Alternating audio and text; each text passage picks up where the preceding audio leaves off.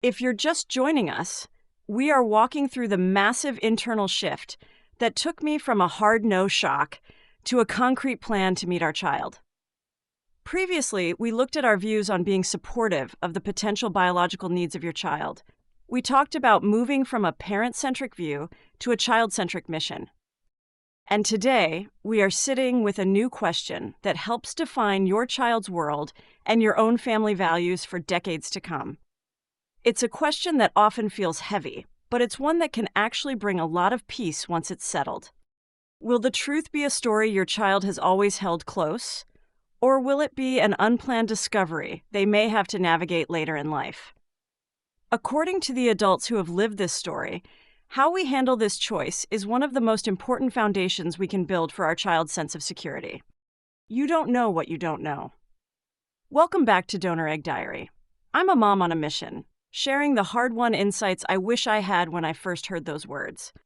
Whether you're at a hard no or a quiet maybe, this is your sanctuary for honest, straight talk on the donor path. Let's get back to today's insight. When you first hear the words donor eggs, it's natural to want to protect your child's sense of belonging at any cost. You might wonder if keeping the details private is actually a way to help them feel just like everyone else.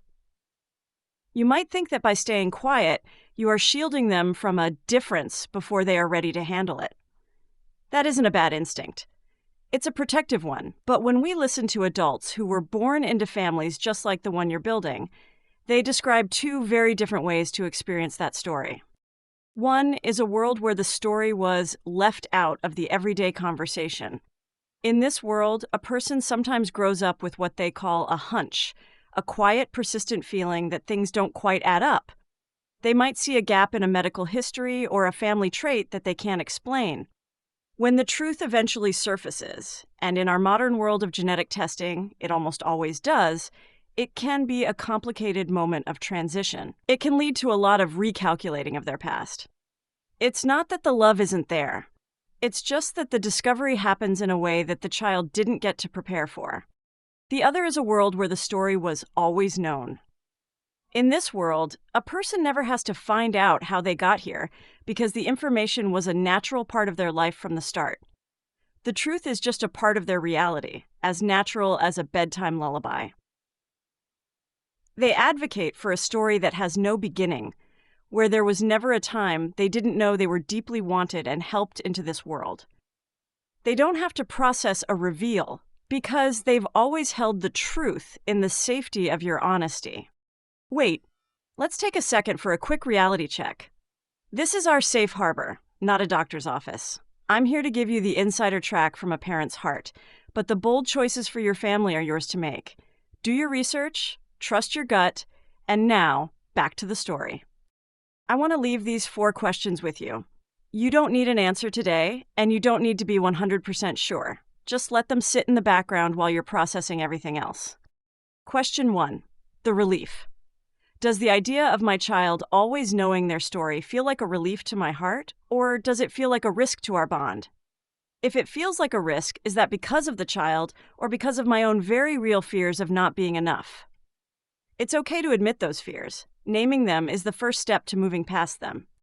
Question 2. The privacy.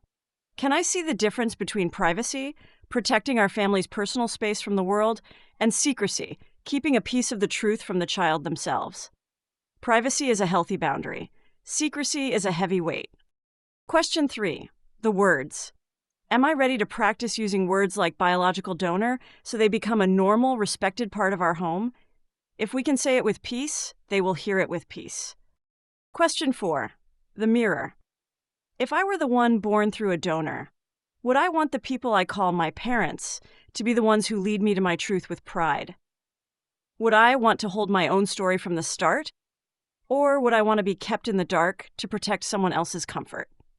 If today's episode helped clear the fog, don't stop here. You can fast-track your clarity with the free checklists at donoreggdiary.com or dive into the vault for the full roadmap. Your child is the priority, so choose the plan that helps you lead with love. If those questions felt like a yes in your gut, then you're starting to see a path where honesty can become the quiet, steady heartbeat of your home. It's about your child growing up with a story that stays the same from the first time they hear it until they are adults. They will already have their answer, and they will know that you've always been the safe place where their whole truth lives. But if you're still feeling not yet, if your heart is racing just thinking about it, please hear me. That is a very normal, very human place to be. There are usually a few messy feelings in the way. Maybe this is also new that it still feels like a secret in your own heart. And secrets are heavy. They can make us feel like there is something to hide, even when our actions were born out of pure love. Or maybe you're just scared of screwing it up. You might worry that telling them will cause more confusion than staying quiet. But we have to be real about the 2026 world we live in. This is a critical decision that affects your child's health and identity. In a medical emergency, doctors need a complete family history. If your child doesn't know the truth, they can only give doctors half of the map.